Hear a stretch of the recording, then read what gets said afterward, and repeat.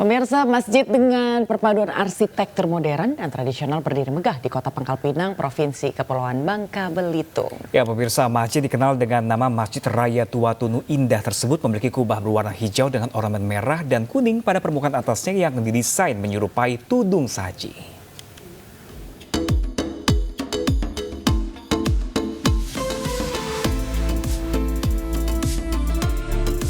Masjid Raya Tua Tunu merupakan masjid terbesar di Pangkal Pinang dan menjadi kebanggaan masyarakat Provinsi Bangka Belitung. Selain kubah utama, terdapat 4 kubah berukuran lebih kecil di sisi kubah utama yang berwarna hijau dengan ornamen merah dan kuning pada permukaan atasnya. Didesain menyerupai tudung saji dan satu menara tinggi untuk pengeras suara azan. Masjid ini terletak di Jalan Kampung Melayu Tua Tunu Indah, Kota Pangkal Pinang. Sengaja dibangun di tengah kampung agar bisa diakses semua masyarakat. Saat memasuki dalam masjid, akan terlihat langit-langit masjid yang diukir berbentuk melengkung dengan lampu gantung masjid berwarna putih kristal. Di dalam masjid 2 tingkat ini, terdapat 4 tiang utama sebagai penopang bangunan masjid dengan desain jendela tradisional yang besar sehingga membuat udara mudah berhembus masuk ke dalam masjid. Selain keunikan dari kubahnya, Masjid Raya Tua Tunu sangat luas dengan ukuran berkisar 30 x 35 meter dan mampu menampung lebih dari 2.000 jamaah. Kalau kubah yang di sudut-sudutnya, itu menggambarkan tudung saji. Tudung saji menara 4 di mengelilingi masjid itu merupakan menggambarkan 4 sahabat, dari mulai sahabat Abu Bakar, Umar, Utsman, dan Ali. Masjid ini diresmikan 12 Rabiul Awal 1429 Hijriah atau 20 Maret 2008 oleh Menteri Pendayagunaan Aparatur Negara RI Taufik Effendi. Masjid megah ini juga kerap menjadi wadah dalam pelaksanaan kegiatan besar keagamaan. Masjid Raya Tua Tunu memang dipersiapkan oleh pemerintah setempat untuk dukungan warga sebagai wahana wisata religi bagi para pendatang. Dari Pangkal Pinang, Bangka Belitung, Haryanto, iNews melaporkan.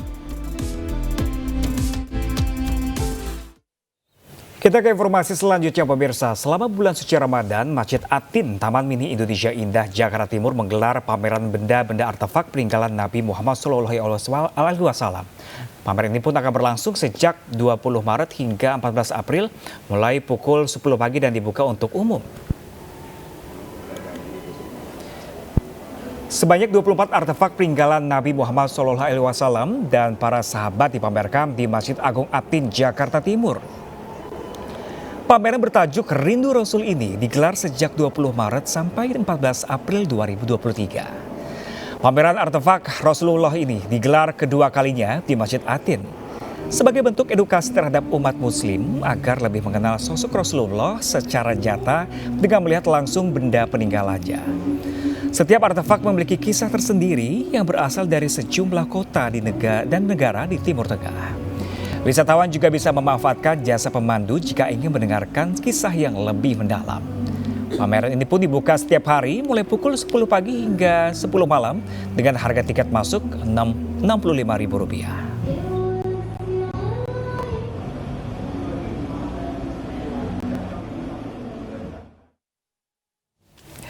Ya pemirsa, ini menarik sekali pemirsa karena bisa jadi salah satu rekomendasi tempat wisata religi untuk mengisi waktu di bulan suci Ramadan ini. Dan seperti apa nih situasinya di sana ya Pramedi? Mudah-mudahan pemirsa juga punya antusiasme yang sama nih dengan kita nih. Ada rekan kami. Sana, ya? Iya, ada rekan kami Aulia di sana. Ya, Aulia boleh dong kita diajak lihat-lihat ada artefak apa aja sih di sana?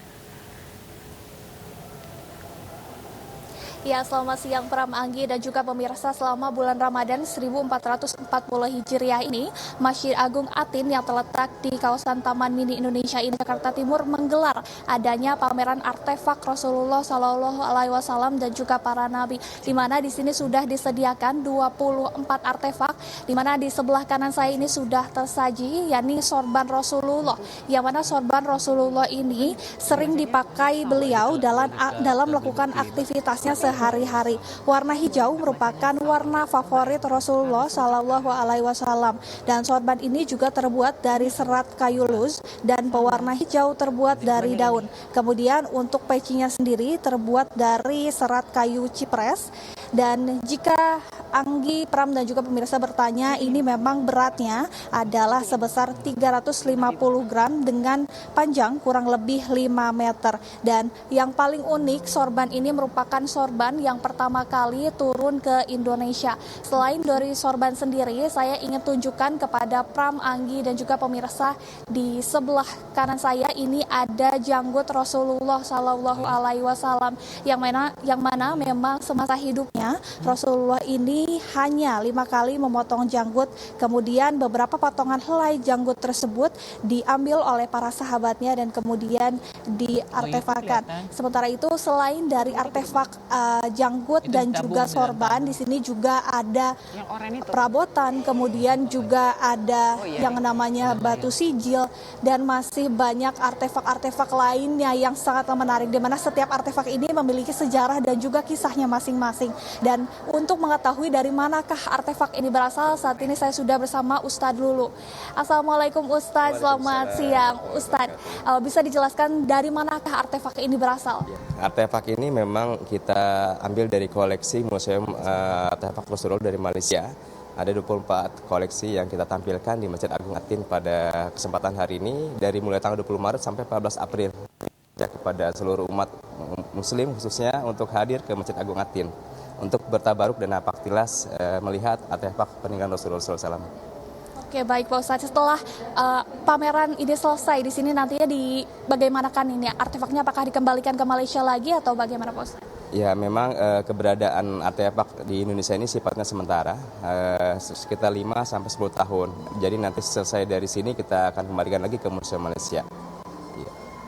Oke, apa bedanya artefak dengan replika Pak Ustadz? Ya, kalau artefak ini memang yang berasal dari peninggalan Rasulullah dari tahun 1400 tahun yang lalu ya. Jadi asli barang-barang peninggalan Rasul. Sedangkan replika adalah buatan. Jadi yang kita buat hanya menyerupai bentuknya saja untuk dipakai sebagai show aja gitu. Jadi insya Allah kalau ini artefak ya sesuai dengan tadi sertifikasi daripada arkeolog yang sudah dikumpulkan oleh Profesor Haji Abdullah Manan bin Embong. Oke, baik. Pak Ustadz, untuk pameran ini terbuka untuk umum atau bagaimana? Ya, terbuka untuk umum. Kami mengajak tadi kepada seluruh rakyat Indonesia, lapisan masyarakat umum, khususnya umat muslim, untuk bisa hadir bertabarukan, napaktilas melalui barang-barang peninggalan Rasulullah SAW.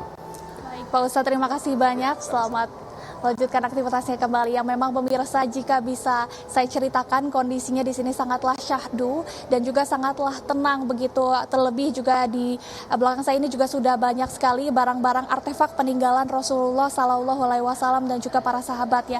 Diharapkan dengan adanya pameran artefak yang ada di Masjid Atin ini dapat mengedukasi masyarakat dan juga memberikan rasa keingintahuan terkait dengan sejarah umat Islam. Begitu. Pram dan juga Anggi, kembali ke Anda. Baik, terima kasih banyak Dilami Aulia langsung dari Masjid Atin, Taman Mini Indonesia Indah. Ini sebagai referensi juga, selain nge-mall untuk ngabuburit mungkin bisa main-main ke pameran di artefak di Masjid Atin ini. Terima kasih banyak Dilami. Pemirsa, memasuki pertengahan bulan Ramadan, ada tradisi unik di kota Bau-Bau, Sulawesi Tenggara, yaitu Kambua-Kambua. Nah, ini puluhan anak-anak pemirsa berkeliling kampung usai salat subuh menyanyikan syair Buton Kuno dengan nyaring untuk mendapatkan sumbangan dari warga.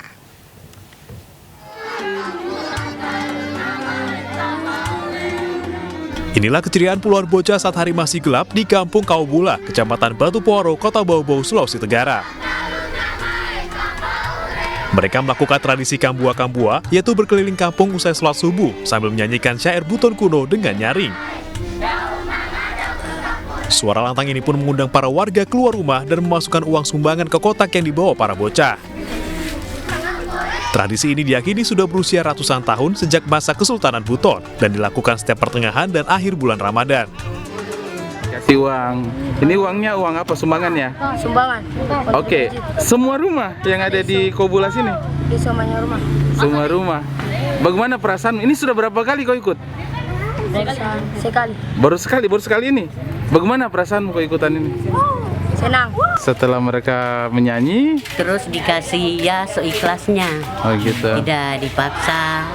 Pokoknya seikhlasnya, yang tiap pintu ke pintu lain begitu. Ini sudah lama dilaksanakan? Oh, dari nenek moyang dulu.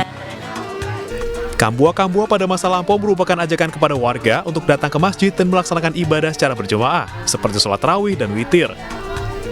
Dana yang terkumpul diserahkan ke masjid dan sebagian dibagikan ke anak-anak ini.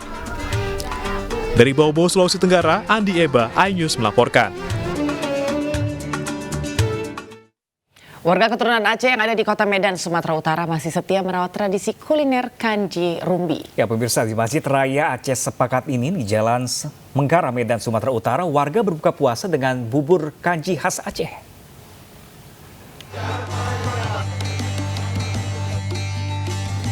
Kudapan ini berbahan utama beras dan beraneka rempah khas Aceh, di antaranya bunga lawang dan lawang Aceh. Bumbu-bumbu ini kemudian dihaluskan dan disangrai menjadi bubuk.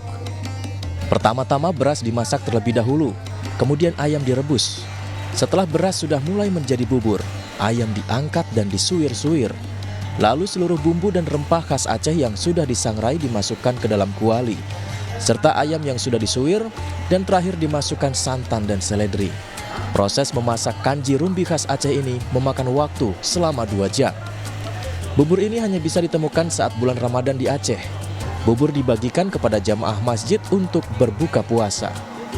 Bubur ini sejarahnya sejak masuk Islam dulu ya.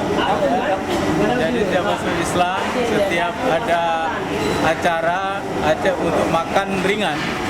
Sebelum kita makan besar, kita mencicipi bubur ini dulu.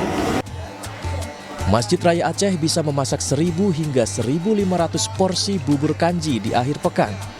Dana memasak kanji rumbi ini berasal dari sumbangan para jemaah masjid. Dalam bubur ini terdapat nilai-nilai kebersamaan, sehingga semua umat muslim yang menjalankan ibadah puasa dapat merasakan keberkahan Ramadan, indahnya berbagi. Dari Medan, Sumatera Utara, Ahmad Ridwan Nasution, iNews melaporkan. Pemirsa, di pertengahan bulan Ramadan ini, Tuan Guru Bajang Muhammad Zainul Majdi menjadi narasumber dalam mengasik atau ngabuburit asik di Masjid Cut Mutia, Jakarta. Tokoh nasional ini mengajak para remaja dan generasi muda untuk memakmurkan masjid dengan kegiatan positif.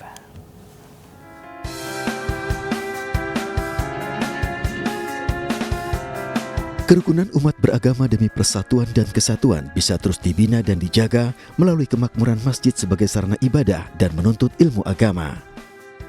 Hal tersebut menjadi pembahasan tokoh nasional yang juga mantan Gubernur NTB, Tuan Guru Bajang Muhammad Zainul Majdi saat menjadi pembicara ngasik atau ngabuburit asik di Masjid Cut Mutia, Jakarta Pusat. Jadi kita harapkan dengan syiarnya Masjid Cut Mutia ini, orang yang datang kemari bisa mendapatkan kedamaian, dan kemudian ketika keluar dari masjid, ya dia menjadi orang-orang yang menebarkan ya semangat kedamaian itu. Mengusung tema dari masjid membina kerukunan antar umat beragama, TGB juga mengajak remaja masjid menebarkan pesan damai kepada masyarakat. Dari Jakarta, Nurul Alfi, Irian Syah Wahyudi, iNews melaporkan. 928 petugas penyelenggara ibadah haji 2023 mulai mengikuti bimbingan teknis selama 10 hari. Sejumlah persiapan juga dilakukan agar penyelenggaraan ibadah haji 1444 Hijriah berjalan dengan baik.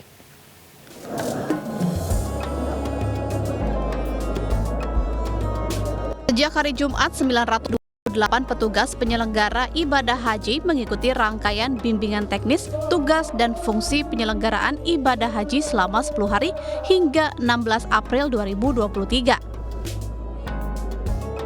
Sejumlah persiapan terus dilakukan agar petugas dapat melaporkan penyelenggaraan haji 100% digital. Pada tahun 2023, 221.000 calon jemaah haji akan diikuti 62.000 jemaah lansia dengan usia tertinggi 105 tahun. Nantinya jemaah calon haji akan difasilitasi berbagai layanan khusus. Ingin melayani dengan baik. Kira-kira kita berharap jamaah lansia yang istiqomah, yang masih bisa mandiri, masih bisa melaksanakan ibadah dengan baik, gitu ya. Tentu dengan adanya keterbatasan masih bisa kita bantu keterbatasannya. Nah, inilah perlu keterampilan khusus, perlu wawasan yang juga khusus tentang itu.